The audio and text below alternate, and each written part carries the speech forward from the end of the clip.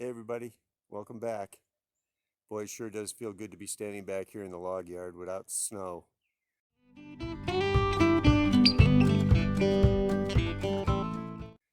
It's March 31st, and although we are officially into spring, you can see there's a little bit of snow holding on in the back here where the sun doesn't quite get Where the sun don't shine. during the daytime, but it's melting pretty quick, and all in all, the yard is pretty much empty of snow now, so I'm a little reluctant to get the tractor back here. The ground's still a little bit soft. I don't want to rut it up too bad. I did take it in the yard a little bit earlier in the spring and messed it up a little bit, so I don't want to make any more work for myself. I do have to get back here with the tractor at some point so I can bring some pallets back here that I picked up recently, a couple days ago. Some of these long pallets here, you see these are 10 footers, and I'm going to be using those to store my cut lumber on, and I picked those up. I got to get those back here today. I was hoping to. You can see we got a pretty nice day. It's not sunny, but at least it's not windy. It's supposed to be into the 50s, and it's not too chilly. Keep moving, and it'll be fine. As I said, it feels good to be back here in the log yard. I was hoping to be back here during the winter and running the sawmill a little bit, but just didn't happen, didn't work out, and wasn't able to really run the sawmill at all this past winter. So my primary objective now is to get this sawmill fired up. You can see in the background here, I still have some logs I loaded here from last fall, so I don't have to get any from out back. I was just showing you over here. I got quite a few logs ready to go. I've been sitting all winter, but like I said, I don't want to get back here with the tractor more than I need to, so my hope is to get these. You can see there's a log back there on the sawmill that I started cutting last fall and just left it there for the winter. And I got a couple more here on the log bunk. So those will be the first specimens to go under the sawmill. Got a few things lined up for today. One of them is something I purchased for the sawmill. Let me get the camera turned around here. The lighting's not so great. So you can see I haven't completely uncovered the sawmill yet. I still have the cover on there from last winter. Haven't fired it up since last fall either, so this will be interesting to see. I'm hoping to get it fired up today. I did check the level on the sawmill here, on the rails, and everything seemed to be pretty good. I noticed this winter when I was out here, I noticed that the head wanted to roll itself forwards and made me think that maybe it was a little out of level. Didn't seem to be that way when I put the level on it, but I will fire it up today and we'll see how it goes. And so one thing I noticed when I got this sawmill is didn't have any way for me to know how long the motor's running, hour meter basically. So I picked up an hour meter and I wanted to put that on today. It's basically just a very basic, picked this up recently, and doesn't look like it's too complicated to put on. Basically just wrapping the wire around the ignition coil wire. So that's something I'm definitely going to try and get done today. I thought it would be nice to know basically how long the motor's running, and obviously I can keep an eye on the oil and the filters and whatnot to make sure that if any maintenance needs to get done. I was a mechanic my whole life, so I'm not too concerned with keeping an eye on the motor, but time-wise it would be good to know how many hours I got on it. So in total, just for the sawmill and general information, this hour meter is a tachometer hour meter, no batteries required, works on any gas motor, and you can see it's I'm going to wrap this a little bit here. I'll get to mounting this. It says it's good for marine, ATV, motorcycle, snowmobile, track the service life of your vehicle, and no batteries required. So I am interested in putting this on. I thought I haven't run the sawmill a whole lot since I purchased it last fall, so it doesn't have maybe an hour on it at the most, I'm guessing. And you can see I just have a little bit of wood that I've cut just to try it, basically try it out and see how the mill. I also cut some of these boards down here. So I'm going to try and get that on today. But the first thing I got to do is get those pallets I mentioned unloaded from the pickup truck. You can see here some ground right here, and it might not be too easy to tell, but it's rutted up pretty good. I had to get back here to pick up a piece of equipment probably a couple weeks ago now, and it was still pretty wet back here and made a mess. I was doing well up to that point, avoiding being back here. I was just trying to get the water to run off this hillside here, and learned a lot from this past winter. This is the first time I've had this yard cleaned out, and didn't really know exactly what to expect in terms of runoff and whatnot, but you can see there's a good hill right here, and all the snow melt and whatnot comes down and has to cross the yard going this way over to the backside of the property over there, and in the process makes everything kind of muddy back here. But you can see it's dried out pretty well, and I am going to try and get back here with the tractor today to get these pallets unloaded. Once we get those pallets unloaded, and I'm going to go ahead and mount that hour meter, get the sawmill fired up. We'll see how that goes. Let's go get those pallets unloaded.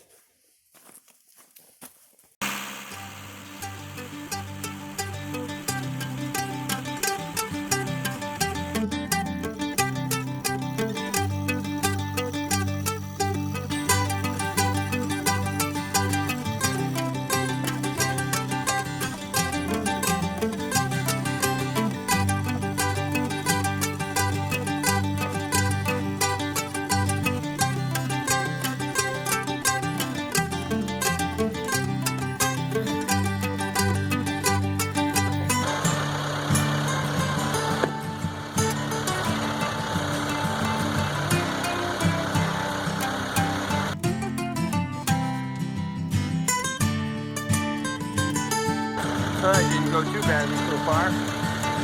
Now we got to get into the yard.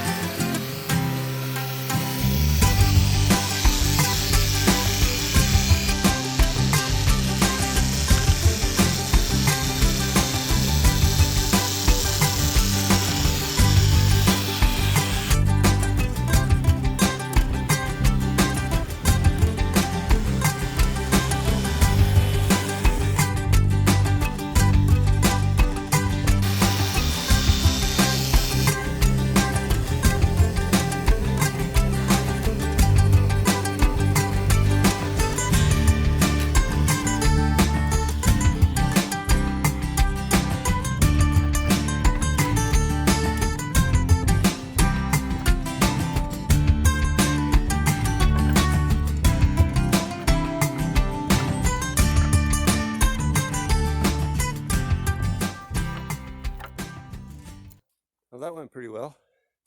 I really like these pallets. Let me show you. These are some pallets I picked up. There's a couple towns over, there's a place that does kitchen countertops, and apparently these are the pallets that their countertops or some material come in. And they're 10 feet long, except for this bottom one. This bottom one's 8 feet. But typically they're 10 feet long. I've got them out throughout the yard here. I've got one over there. I got a couple more over here that I'm using.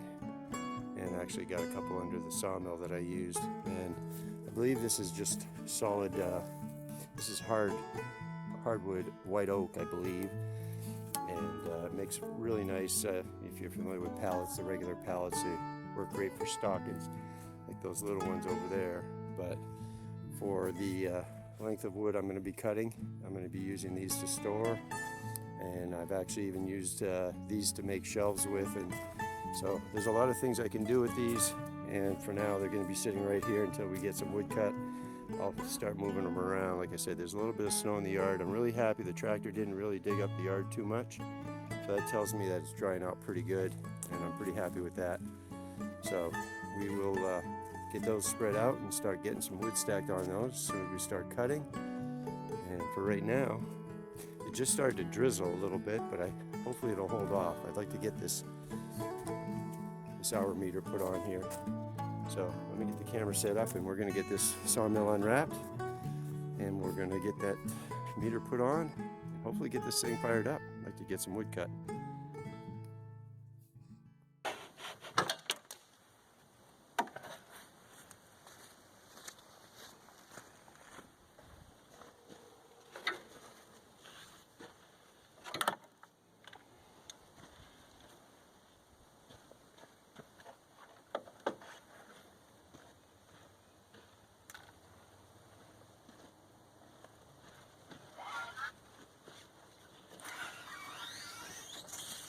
So basically what you get with this kit is it's hour meter, the wire to wrap around the ignition coil, a couple zip ties to hold that all together, and according to the instructions here, pretty straightforward.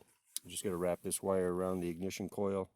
It says wrap it around 5 times, zip tie it, then run the other half of the wire into the back of this meter. We're going to do this ignition coil installation hour meter here. Now, what they want me to do is wrap the coil wire, this wire here, around this ignition coil wire right here. Goes to the spark plug right here. So first thing I'm going to do is pull this off here, get my wire wrapped around here, and off of there. There's my ignition coil wire. The first thing we're going to do is wrap this wire. It says about 4 to 5 centimeters away from the end of this cap here.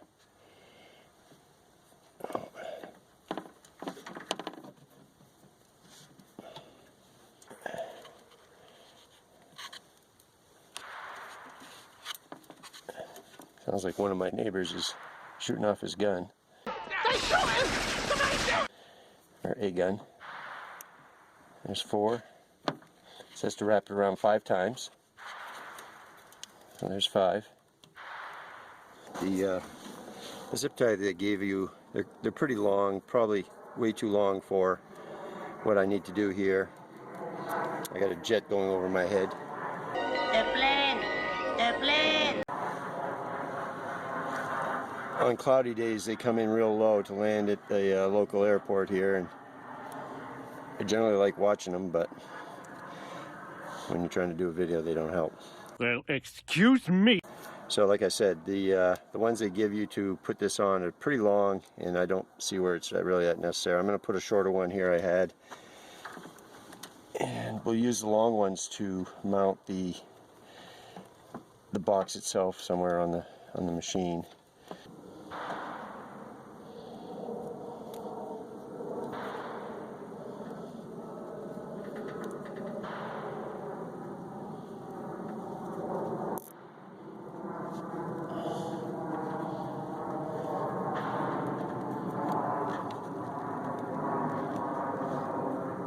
It's nice neighborhood.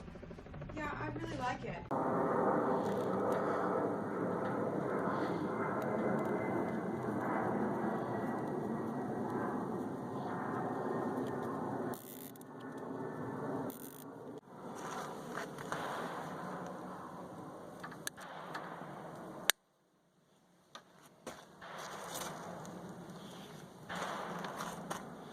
Alright, so you can see I got that wrapped around there. Now the next step is it says put the other end of this wire into the back of the meter. And they give you quite a long length of wire here, so we'll be able to put this hopefully in a good spot. It's not something I'm going to be watching every 2 minutes, so I don't really care where it's mounted. It's easy to see. Now as far as this goes, the only place I can see, these are for the screws. So you can see there's a slot here. And where this is induction, obviously. This has to go in this groove, I'm assuming. They have no picture or anything on the box. It just says to insert the wire into the back of the meter. Alright, I got the wire mounted in the back of this slot right here. And it says once I fire up the motor, the display should show that it's on. So I'll put this plug cap back on.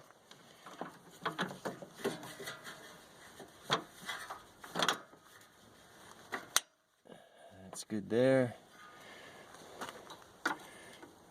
And I'll probably mount this to the outside of the frame here. Alright, I haven't fired this up since last fall. It's been sitting all winter. I did top off the fuel tank with non-ethanol fuel, so that shouldn't have gone bad. Should be good. Alright, let's see how many pulls this takes to start.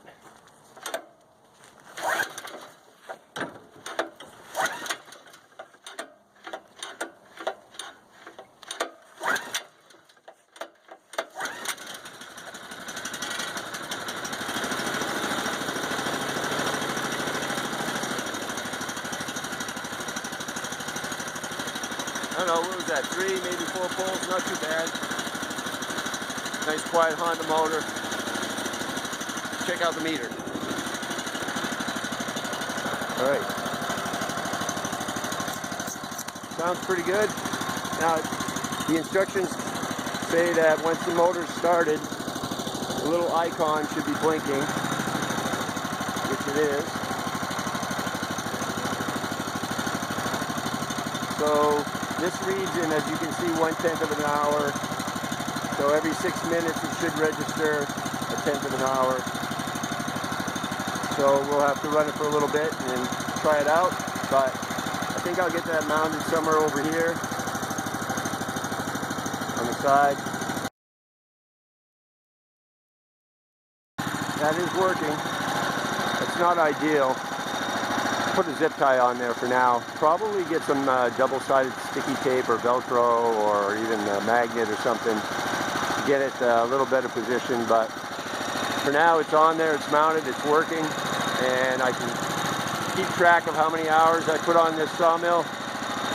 So next thing is I want to take a run down the track, but I'm going to just do a couple quick checks first, make sure everything's all right, ready to go.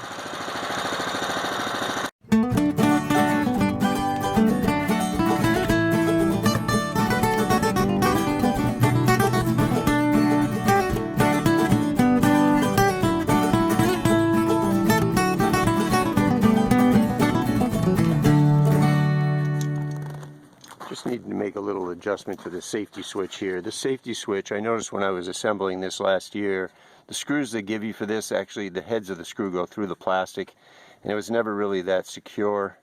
It worked when I was cutting last year.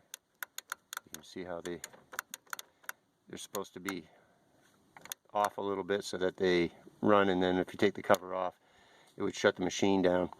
And I just went to put the cover back on and this was loose, so I just ran a zip tie around there. It's nice and solid now. I put the screw back through the hole. It's not real secure, but it's going to be good enough to keep that on there. It's pretty solid now. It's actually better than it was. So, all right, everything else looks pretty good. Like I said, I really didn't get a lot of time on this last fall, so there's no reason for anything to be really out of whack. Everything's greased up and tight and lubed up. I checked all the oils, lubes, everything's ready to go.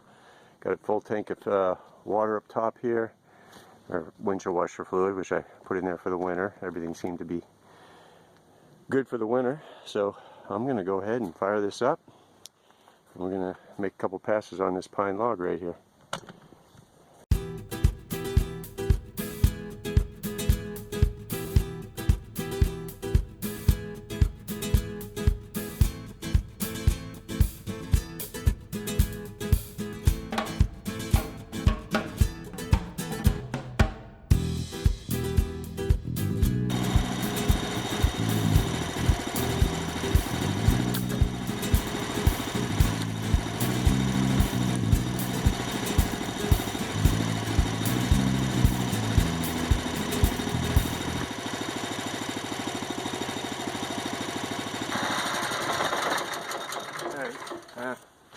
That went pretty well. I made a couple of mistakes. You think?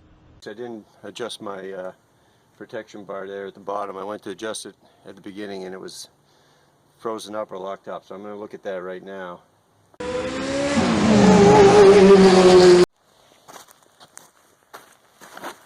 Just working out a couple of bugs that I came across. Some of the bolts for the log stops were a little rusty, so I just sprayed those down. Yeah. See if we can't get some 2x4s out of this log here.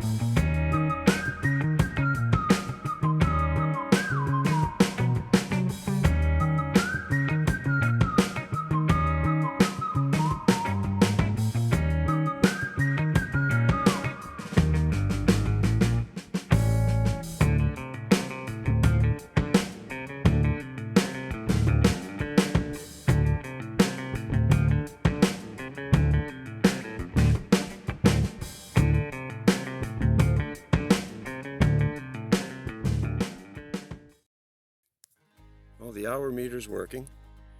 I got 8/10 of an hour. Cut up these 2x4s out of this log, and so I'm pretty happy that's working. Got that put on. Like I said, I'll probably mount it a little more solid instead of a zip tie. Eventually we'll find a way to do that. But other than that, I see my video cut out on the other camera, and I was just getting ready to finish cutting these 2x out of here. About 10 2x4s, and I think a couple of 1-inch boards off the top of this can use somewhere else. So not too bad for just under an hour of cutting, and at least now I know everything's good to go. I can roll another log on here maybe tomorrow, and like I said, we got a lot of cutting to do. So anyway, thank you all for joining me today. I hope you enjoyed the video. We'll see you in the next video. You all have a good day. We'll see you next time. Take care. Happy trails. See ya.